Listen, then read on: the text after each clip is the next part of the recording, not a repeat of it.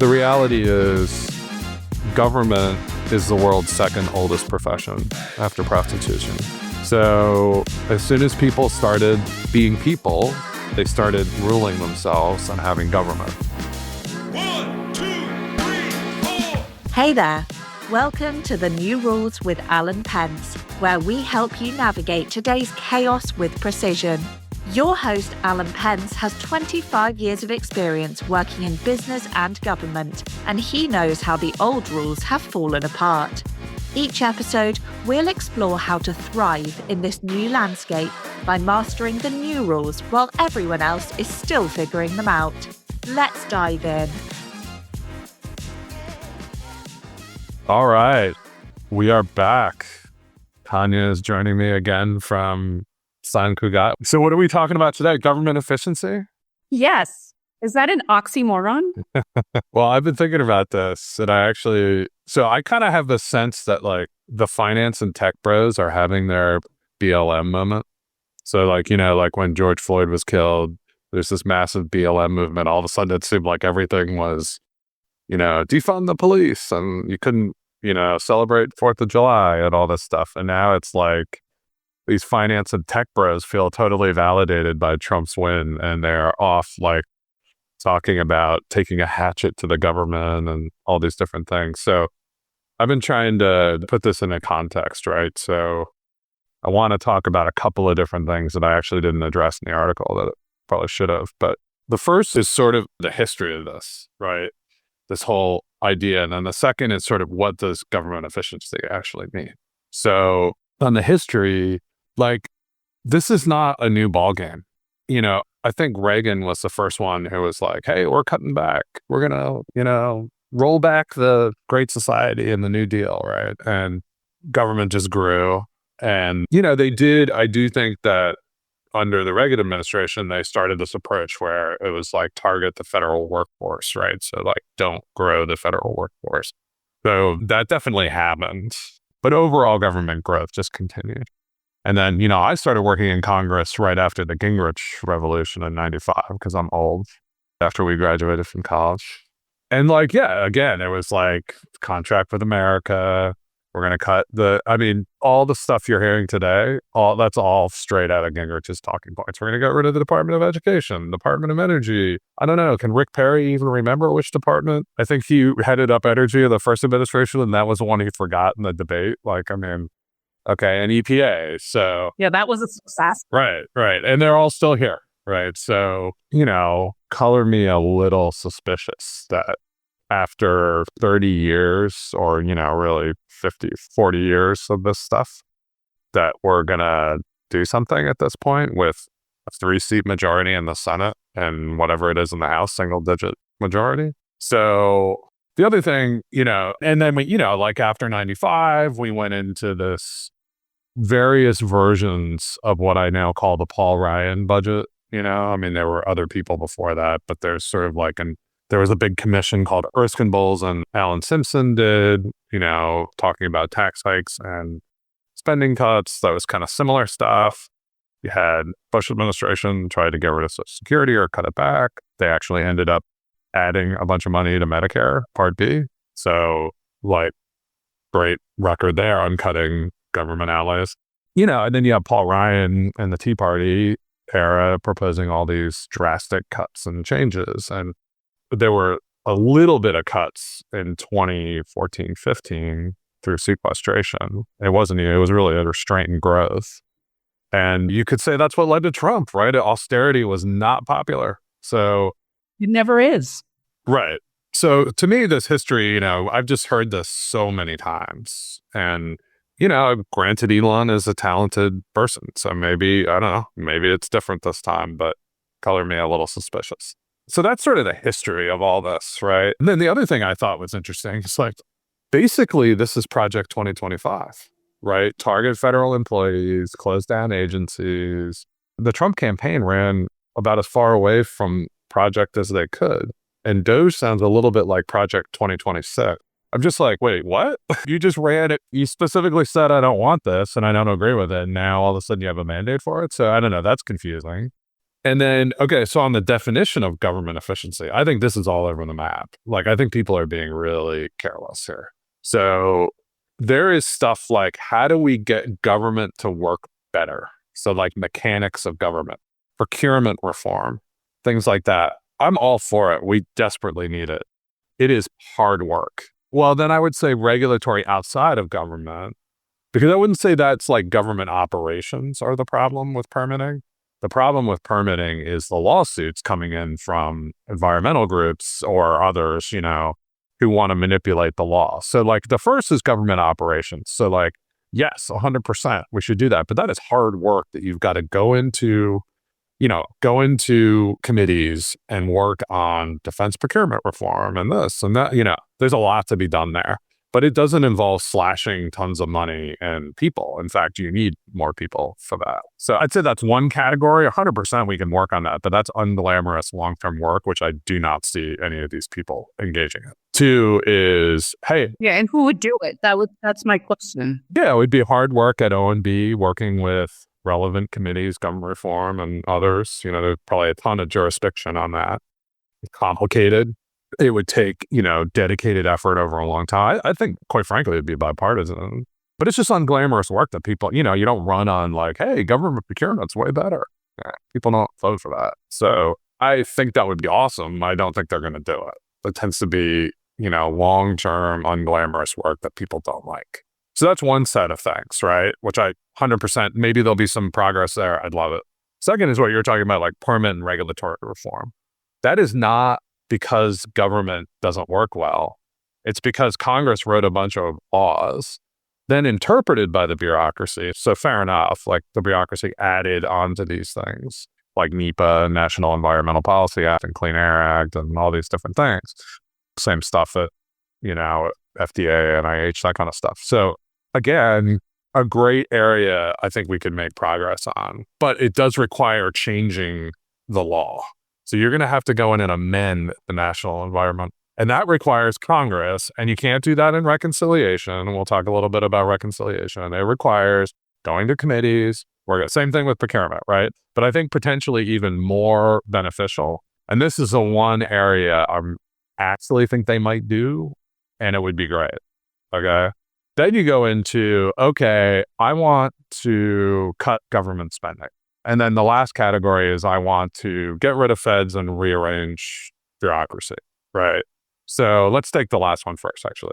So, you could go eliminate a bunch of feds, but the reality is they're not that many. For the size of the government, we have 1.8 million civilian employees, another 600,000 or 700,000 who are defense civilian employees. And then you have active duty military, take that aside. And you've got a $6 trillion budget. So, okay, you could go in and eliminate some feds, but the reality is there are probably too few feds overseeing current spending to make it efficient. And I just don't think you're going to cut your way in feds. Like all that money together is just going to be a few $100 million, right? It's not going to get you to where you want. It's going to be $2 trillion, right? Right. So yeah, if you want to go in and say, hey, I want to change hiring authority, like I think the best thing they could do, quite frankly, is simply reinstate a meritocratic test to get employment. Like they do with foreign, they have a test you need to take, a couple of stages to show that you're qualified, right? So get rid of all these hiring incentives. But by the way, one of the most major hiring incentives is veteran preference, right? Most people probably want that, right? But it brings in people who might not be qualified at the same time, or might not be the most qualified. But quite frankly, yeah, I think you could do something there where you reinstate a meritocratic testing regime and improve the quality of the federal workforce. I would say you probably want to pay them more. So rather than like saving a bunch of money, you actually probably want to pay more and bring in better people and have looser hiring and firing authorities. Like they talk a lot about Schedule F, which it would be an attempt. So it's an attempt at the end of the last Trump administration to take senior civil service policy related jobs and make them subject to sort of like a political appointment process or firing process. So like they would be able to fire these people and hire people themselves without going through the civil service requirements. And Like, look, I think probably the Trump administration would use that to bring in a bunch of their cronies, and it would be corrupt and stupid. But I think, hey, look, they're the administration. They should be able to hire the people they want in senior policy jobs. So I actually don't think Schedule F's that bad. They might not use it well, but then vote them out of office because they didn't use it well, right? So I do think more flexibility for the administration to bring in people not subject to congressional advice and consent. I think that's got to stay for the top people, but there are too many Senate-approved positions as it is. You got to let the administration run itself, right? We got to give them an attempt there. But so I think on feds, I don't think you're going to be able to even if you get rid of a bunch of them, you're going to damage core operations or you're just going to get more contractors, right? Is that what you want? More federal contractors? To be honest, the best policy would be to get a meritocratic system and pay them more. So I would say that. Did we ever have a meritocratic system? Yeah, we did until like the 60s or something. They got rid of it. And it became like a very paint by numbers preference type hiring system. But we did have, I don't know when the actual test was done away with, but to me, that would be a great system, right? So anyway, I think, those are where I think you can go there. I don't think you get a lot of money there. And I don't think smashing the bureaucracy. Then we can talk about eliminating departments. Well, are we talking about just moving boxes around? Because if you want to destroy the Department of Ed and then you move all their functions to other agencies, what did you accomplish? Right? I don't understand that. So people think moving boxes. I've seen these federal agencies over years and they always move around boxes and nothing ever changes. This is useless. What are we doing here? I guess there's some, did realigning everything for Department of Homeland Security and make Homeland Security so much better? Probably not. Maybe after 10 years, 20 years. This to me is just not some amazing panacea of or you could do all right, so then the last thing is we're going to cut funding, right? And this is where I think the finance and tech bros are totally smoking crack. I heard somebody on one of these finance guys, he runs some hedge fund, oh yeah, well, let's just get rid of that Department of Education. It's $100 billion and, maybe there's probably some special funding from some of the pandemic bills in there. But, if you go into the actual budget of the Department of Education, you're sitting there talking about, okay, $100 billion, right?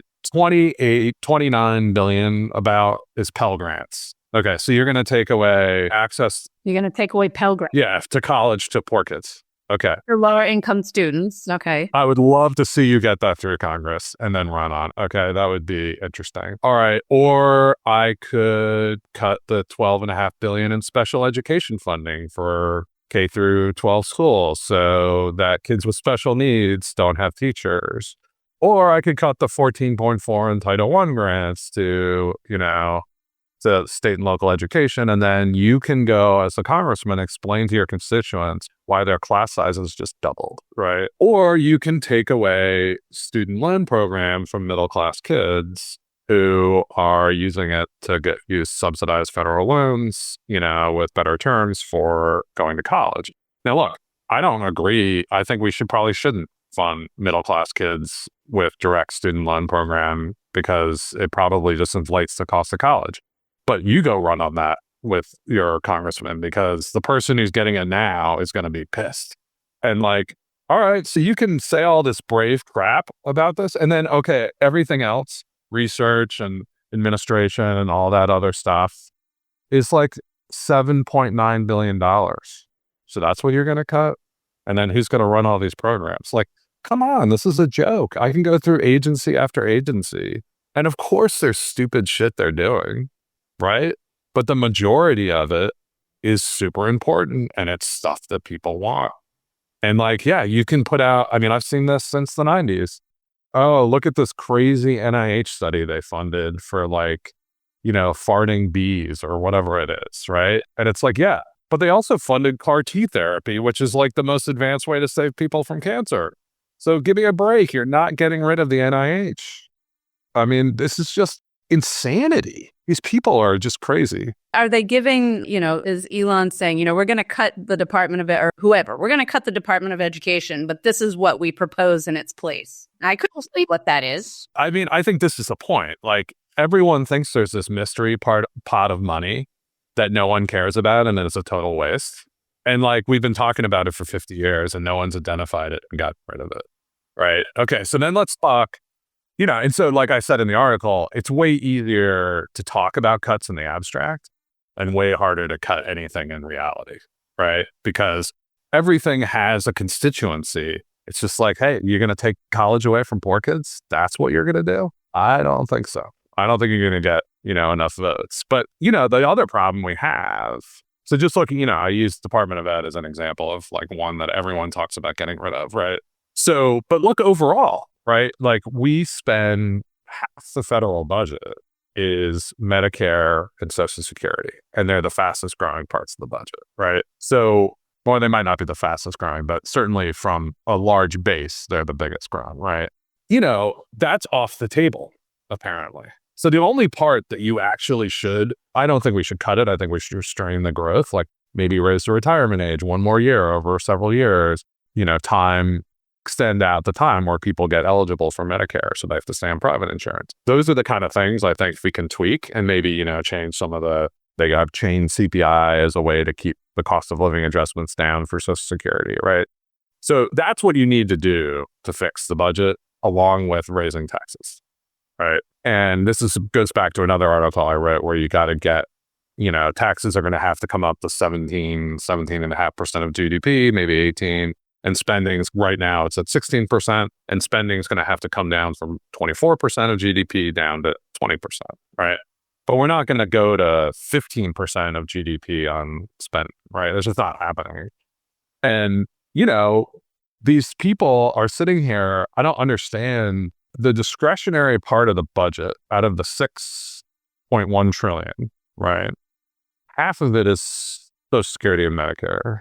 You've got a whole series of other things that are mandatory, right? So Medicaid, children's health insurance, transportation funding, all these kinds of things. That goes out automatically. Now you can pass a law, but, to change that. But like, okay, you're going to cut Medicaid. You're going to cut all the poor people off their health insurance all over the country. Like, I don't think states are going to love that. You could try it. Paul Ryan tried it. Never worked. But you're talking, that's like 630 billion Medicaid and CHIPS versus 848 million in Medicare. Okay. So you cut 300 billion and you triple 10 times the amount of uninsured people. I don't know. I don't see people running on that, right? And then you go down and you start looking at the next part of the budget. So once you get all that mandatory stuff, plus you add in interest, you're at 70% of the budget, right, is off the table. And then the last part of it is going to be discretionary. And that's 1.8 trillion out of that 6.1. I think it's a little over half is defense, which we also said you're not going to cut. That's 13% of the budget. Now you're down to 800 billion and you've got all those student loans and Pell Grants. You've got, disasters you got to pay for, medical research, law enforcement. I mean, food stamps. You want to get rid of food stamps. So veterans benefits, you're going to get rid of all the veterans. I mean, what are you going to cut out of that 800 billion? And you're talking about, they're talking about cutting 2 trillion. So if they're talking about cutting, and this is the lie, right? Well, here's the lie. I think they're talking about 2 trillion over 10 years. Okay. So it's 200 billion a year. That is achievable. 2 trillion a year? You are fucking smoking crack. That is not happening. You would have to gut one of these major programs or get rid of all veterans benefits there's just not enough money. So I just don't understand where these people are coming from. Like, put it on the table. Like, what are you actually going to do? And everything that you could do to get that amount down has been firmly rejected multiple times at the ballot box. So even if they could do it, they are going to get slaughtered in the next election.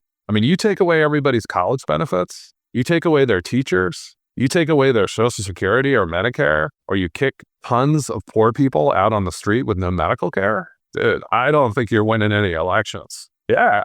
Bad enough as, so where did this come from? Like, whose idea was this? There is a libertarian Cato Institute, somewhat Heritage Foundation kind of part of the party that's always wanted. Really what they want to do is they want to gut the Great Society and ADL program. So they want to gut Social Security and Medicare because that's really where most of the money is and will be going forward. If you look now, the number of people who are getting transfer payments from the government is like massively increased, which is because everybody's retiring, have all these baby boomers. So they're dependent, increasing sections of our population are dependent on government transfers. Right, but gutting Social Security is a non-starter politically. Right. So they just keep running around making up what I think is quite frankly bullshit, saying we're going to cut this, we're going to cut that, oh, we're going to go after this. But it's all sort of abstract. And then they put it in a document like Project 2025. It's politically toxic and they have to run away from it. But there's this part of the party that really wants that, but they can't get it through. It won't happen. So it's a very weird, like it comes up all the time. And I just don't think people push back enough and say like, okay, show me the actual cuts you're going to make. And then let's run on that and see who wins. Right. And now I think there's serious problems. And like I think that the end solution. So the other point I want to make here, you're going to do this while you're cutting corporate tax rates. Okay. So you're going to throw poor people out of Medicaid so they don't have health insurance, kids, and you're going to cut tax rates for corporations that run all their shit through Ireland and don't pay their fair share of taxes to begin with. I mean, come on. That is just not going to fly. And so, so here's what I think will happen. Okay. I think they're going to go into the tax cut bill in the spring. It's a reconciliation process, which is a budget process that allows them to cut spending and taxes or raise or whatever. They can do one bill with certain caveats, and it can go through without a filibuster, right? So it goes through on a majority vote. It cannot touch appropriated spending. So that's all these departments that we're talking about. They have appropriations bills. There are certain cases where they could try to do it, but most likely they're not going to be able to touch appropriated spending. So that's going to have to go through regular appropriations over the years. So all this stuff like, hey, we're going to get rid of Department of Ed, blah, blah, blah. They're not going to be able to do that in reconciliation. Now, I think what they're probably going to do is take some amount of tariff increases, which again, the president can change, and probably cut some of this IRA money, like the solar tax credits. And I think solar stocks are way down. You see the evidence. So, but even there's substantial constituencies now. Even major oil companies are doing major solar projects. So I think you're probably going to see like it was a 10-year tax credit or tax window where they were providing tax credits to fund these solar projects. They'll probably, maybe they bring that down to 7, 6. Maybe some of the top, there was ways you could get up to 70% tax credits. Maybe that comes down to 40 or 50 and they get some money out of that. And then, just their regular budget dance. And it'll still be a terrible bill for the deficit. But I think what you're going to see is some combination of finding money that way. And then they're going to have to go into the appropriations process. And I think you're probably just going to see restraint in spending, which is what we need, just don't increase it, but you're not going to see major cuts and reorganizations. I mean, the one chance they're going to have to do that is in the bills next October, for the end of this fiscal year. And I think even at that point, there are a lot of swing state Republicans, in a very narrow House. Plus you have in the Senate, you have Susan Collins, Murkowski in Alaska. And then you've got several other moderates, like people in North Carolina and other states. And I just don't see them signing up for a major gutting of the federal government in appropriations bills for that year. As you go into a midterm. Right. And then, I don't know what DOJ's level of effort's going to be and when they're going to put stuff out, but it's going to take them a while to figure out what's what. If they're planning to, they're supposed to wrap up by July 4th, 2026. If they're putting out a bunch of recommendations at that point and then hoping they'll get enacted, 5 months before a midterm election in which Republicans will probably be unpopular, I think that's delusional. I mean, they're not going to do anything. They're just going to let it sit. And given the Project 2025 popularity, I just don't see that being something they would want to run on. And given the timing, so they chose that timing in July of 2026 because of the 250th, it'll be our 250th birthday anniversary, right? Anniversary, right. I just suspect, there's already talk that Vivek Ramaswamy wants to run for governor in 2026 in Ohio. So, he's going to be gone within a few months. He's got to start going and fundraising and doing visits. And so you just wonder how long he can stay on this. Can Elon really stay on this for 2 years? And you're already hearing rumors that Trump's kind of getting tired of him. He's running around on this Treasury Secretary appointment and, maybe he's overstaying his welcome. So as I said in the article, I think Doge's ability to do anything is completely 100% based on Elon's relationship with Trump. I mean, outside of that, it doesn't really exist. It's just like I said in the article, I think Elon and Vivek could get together and create a Department of Government Efficiency, call it whatever they want, register a URL, hire people and look at government efficiency. And they could do that today. They didn't need Trump to do that. They could have done that a year ago. The only power it has is Trump's willingness to say, hey, OMB, hey, department, hey, congressional, negotiator on the budget, pay attention to, I want this thing that Doge said. So if that relationship fractures at all, or anybody, or Trump, quite frankly, I think he'll probably lose interest and see it as a loser, going in and cutting Pell Grants for poor kids to go to college. So, it just won't go anywhere. They'll just kill it. Right.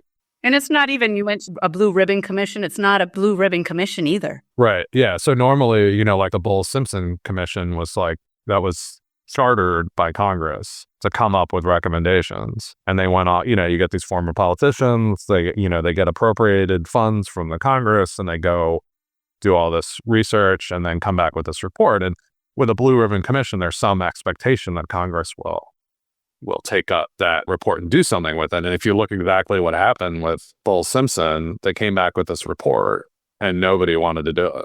Nobody was going to walk the plank to cut Medicare and Social Security in these programs and raise taxes, right? So it was during the Obama administration and there was they brought the report back and it was oh, are we going to vote on this? And then the whole thing just got buried, right? And they went into, I think that was probably for 2010, and the Republicans came in and slaughtered them in the midterms because that's what they knew. So why were they going to go walk the plank and do a bunch of unpopular stuff while they were in the minority, right? They weren't going to support that. They were just going to let Obama fail and win in the election, which is exactly what the Democrats are going to do this time around. I think when you look at it in this long term, I'm just what are we talking about here, people? We've seen this rodeo. Right. Okay, I get now, there's a sector of the party who's run on a lot of these ideals for a while, but I mean, this is getting a lot of attention, Doge, just because it's the shiny object right now. And, Elon, is that what it is? I mean, because it's just not making sense. Yeah, I mean, I think that's probably right. It's Elon, right? He's a meme machine. I think Trump was able to pull in a lot of these young men to vote for him.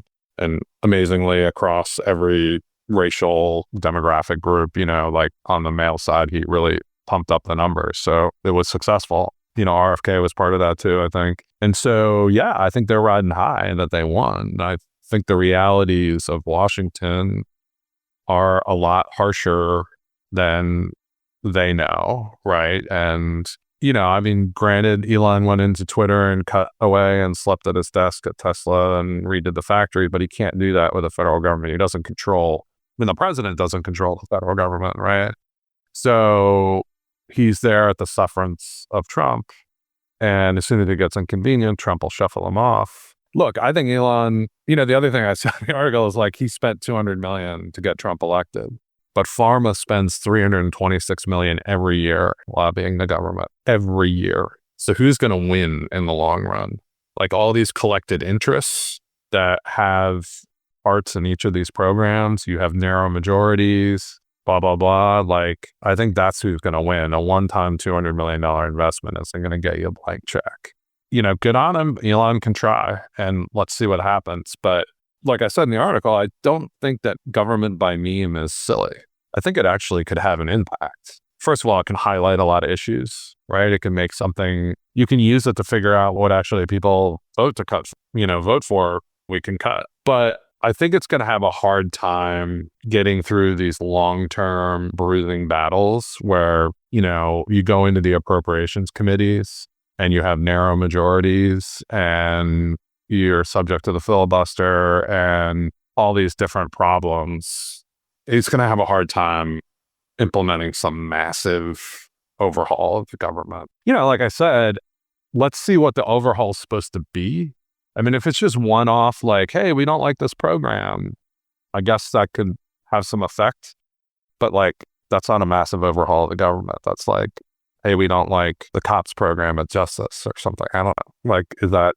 I'm holding my breath on a well thought out proposal of, all right, let's cut this. Let's work on this. Something that's just not like, let's get rid of this one. This sounds good. Right. And actually, I saw Andy Kessler, the columnist for the Wall Street Journal, and he wrote exactly that article yesterday. It was ridiculous. I mean, this is the sort of nonsense that you're seeing. Look, he's a good writer. I think, I'm kind of shocked at what he wrote. I think he's being a little tongue-in-cheek, but it was just silly. And, he's like, hey, let's just whack all these departments, like the Federal Communications Commission, get rid of it, toss it. Securities and Exchange Commission, toss it, because they missed Bernie Madoff. It's like, okay, so let's have unregulated stock markets. That seemed to work out well, right? Department of Agriculture, toss. Okay, what are you talking about? Like, first of all, agriculture does multiple different things. And most of red state senators are like highly invested in it. So you're not going to be able to do that. Squeeze the Department of Defense. It's just like, he said Postal Service, toss. Okay, I agree. But it's actually not an appropriated part of the government. It's self-funded. So like, we could get rid of the Postal Service, I think. But Department of Labor, union puppets. Transportation Department, its mileage and electrical vehicle mandates killed Detroit. So like, we're going to get rid of it? We're not going to have... It's just these sort of things. It's like Veterans Affairs. Can't they use the same hospitals as the rest of us? I mean, you want to go talk to veterans groups about that? Good luck. Like, they are going to kill you. It's just this sort of like, I feel like it's this arrogant attitude that everything sucks. We figured it out and nobody's thought of this stuff before. And it's like, come on, guys. And I'm really just disappointed in a lot of these finance and tech pros. I thought they would be smarter. The only other thing that I was thinking is, and you've already touched on this, is that so much of this, it depends on the relationship, right, between Trump and Mr. Musk. And what are the chances that's not going to go a little south at some point? I mean, trying time. Totally. Yeah, it kind of brings me to the other point. It's not like I'm sitting here saying, don't reform government. We definitely need to reform government. But quite frankly, I think hiring unqualified people to run departments and making crazy statements about getting rid of departments when you don't even know what they do is not the way to go about it. What would be great is if Elon turned Doge into a long-term effort to have like an interest group that really built the case for how do you reform government procurement? How do you take on NEPA? What needs to change? What in detail are you going to do that could actually pass? Like, let's get something that can actually build, and then build a base of people in that organization that come out of government, that have experience, that know what they're doing. Create a cadre of people that can then go into subsequent administration and do the hard work for congressmen, work for senators, and do the hard work of changing the government. It is a long-term, multi-decade effort. This, like, I'm going to walk in with a chainsaw and do it in 5 seconds. Give me a break. Like, no. If you could, it would be a disaster. So do the work. That's what I'm trying to get, people to realize. Like, this is hard work and we got to go do it. And we got to realize, like, also don't say everything is government reform. Like, slashing funding for some department is not government efficiency. It's just cutting spending, right? Going in and changing how we approach providing some service or how we use the systems of government to be more technology driven, to be more data driven. That's government reform. And that's what we need. I just think we're going to waste a bunch of time. Like, in the end, we're going to cut some solar subsidies that we're going to get cut anyway. And like, does this all just end up being a big waste of time? I think there's a high probability. A side circus act. Yeah. I mean, you send Robert Kennedy into HHS to run around and do what? Like, the guy doesn't know what he's doing.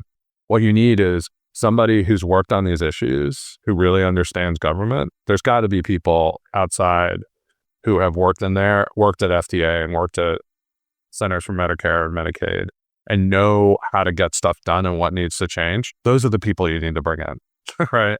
Somebody who's done some of the work. I mean, they're just going to, RFK is going to go into this agency and sit there and get PowerPoint briefings for 24 months until he resigns and not be able to do anything because he'll barely even know where the bathroom is. I mean, it's what I'm seeing is just so. Look, the FCC guy, I think he was good. I think there are actually they're talking about Jay Bhattacharya from Stanford at NIH. Awesome. Here's somebody who knows the issues. Now, he doesn't have the bureaucratic experience, but he knows the scientific issues and pointed out very rightly what many of the problems in COVID were. That's the kind of person we want, not some bomb thrower who doesn't even know what they're doing. They're going to get worked, and the deep state is just going to work around them. And then you're going to go try to blow up the department, and you're going to have to get through the appropriations process, and you're not going to be able to do it. So then you've wasted a bunch of time, right? Or they're talking about like recess appointments, right? Which multiple conservative justices have started shrinking the recess appointment power. And if they go off and do this, it's possible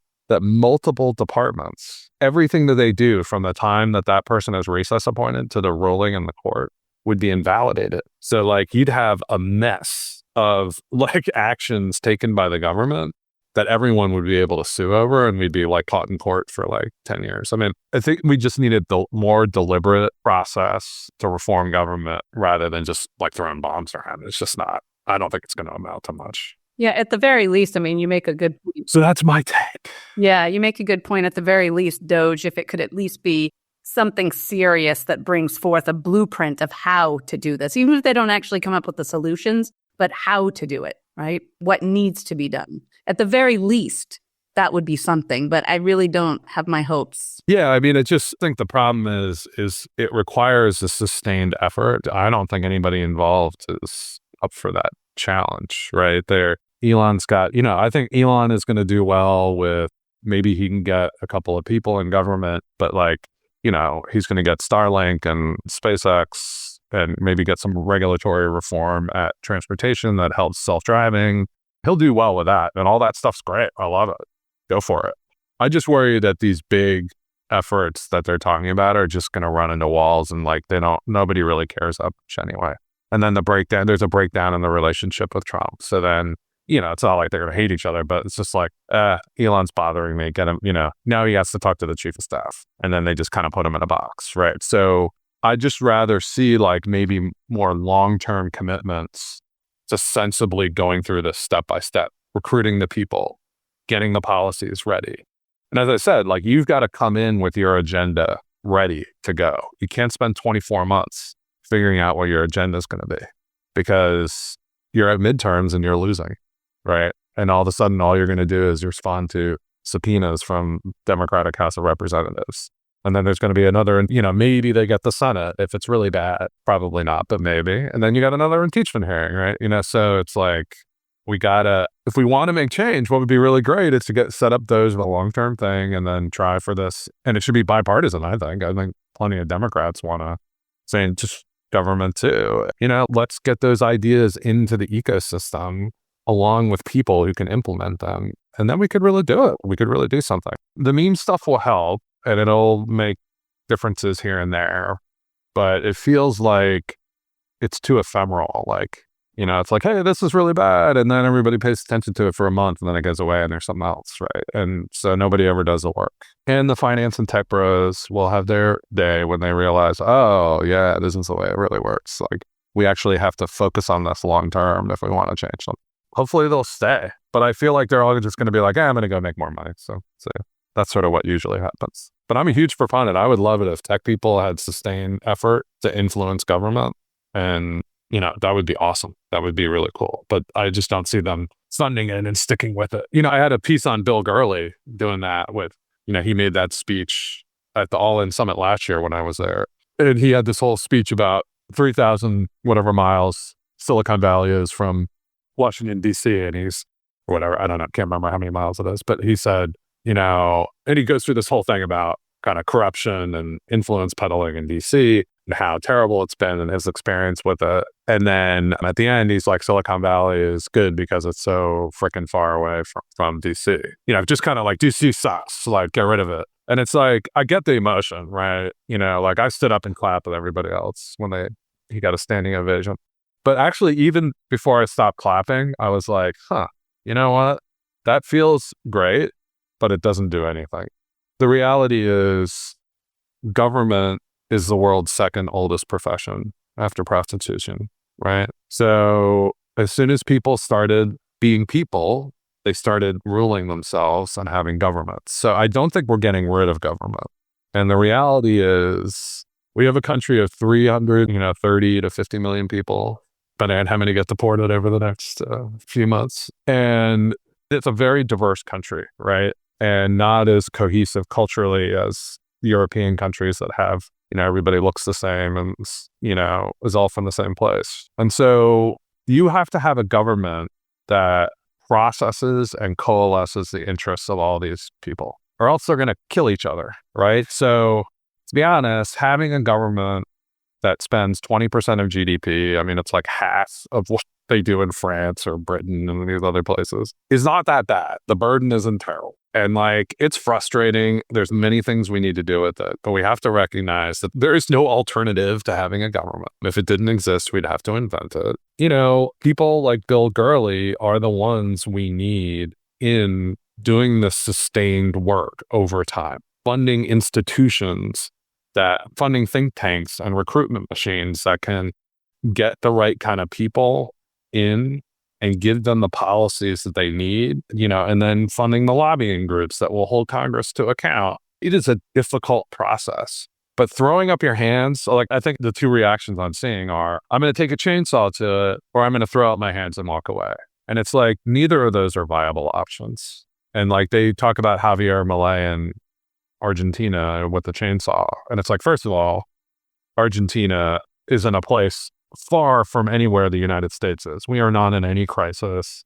Right. Argentina has been having declining standards of living compared to other countries for 100 years, right? That's a totally different situation than we're in. Second, they actually haven't changed as much as people think, right? There's some change, but, it's less than is made out to be. And no one knows if it's popular and whether it's going to work, right? So I think, you can point to one country that's in the midst of doing something a little more radical that has 100 years of, disappointing economic results. That is not a case to see the same thing happen in the United States, right?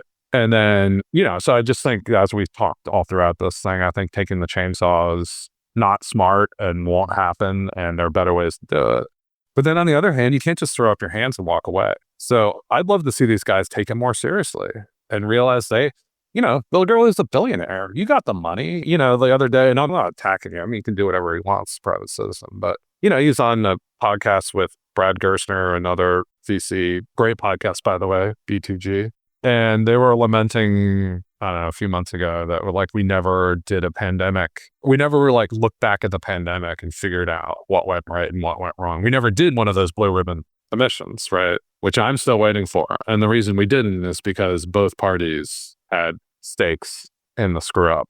So neither has any incentive to show what they screwed up. It hasn't been that long either. Yeah, but it would be enough time now to have the UK just did an inquiry, right? I think we could do it. We should have done it. We still could. But why can't somebody like Bill Gurley get a bunch of tech guys together to fund something like that? Well, that's 15, 30 million bucks. That's nothing to a series of them. Bring in all the key experts. You can probably get them with all your connections, right? Get Mark Andreessen, get, David Sachs, and get all these guys. And fund something that could actually show, here's what went wrong. Get Jay Bhattacharya to document it and put it in a report. And then that's what you go in and lobby Congress. We got to make these changes. And here are people that are key to making that change. And here's exactly what should happen. You walk in, you win the White House with that, you can get something done. That's what I want to see. Yeah. If there was a way to harness all of that, how to harness that, all the money, all the expertise in a way that supports the government that we can't get rid of and that we don't want to necessarily, right? Right. Exactly. And that's what I think is, in the end, going to be what has to happen for the tech bros and, a little bit less on the finance bros, but probably more the tech bros. That's what they're going to have to come to, or else they're going to have to walk away. And I think walking away is probably not an option for them because, I don't know, you saw what happened with AI in the last 4 years. There were 50 attempts to regulate it before we even knew what it was. So they're going to have to be involved. And they did, they got involved in this election cycle. I just hope that the takeaway from it isn't like, hey, we went in and then we got a couple of goodies. Like we killed the AI executive order. That all happened. But we're frustrated because we can't get bigger systemic change. The system won't let us. That's the point at which you got to double down and say, all right, we're going to build the infrastructure to create that change. And if they don't do it, I don't know who's going to. It's big stuff. Yeah. So that brings us to time, I think. It's enough big thoughts for the week. Maybe I'll write about that for next week, though, like the building the systemic change. There's a lot that you talk about. There's a lot to think about. Yeah, I have a fear that it's not going to happen that way. But It might not, but it's still, I mean, you could put the blueprint out there, Alan. well, I could put the blueprint for them to build the blueprint. There you go. Right. Put the blueprint for them to do it. Okay. You have an outdoor cat, it looks like, huh? Well, that's what he thinks about our podcast. So, Yeah, exactly. All right. Until next week. All right. Good talking. You've been listening to The New Rules with Alan Pentz. For more insights on mastering the new game, follow at @Pentz, that's APENTZ, on X, and make sure to subscribe to the podcast so you don't miss a single episode.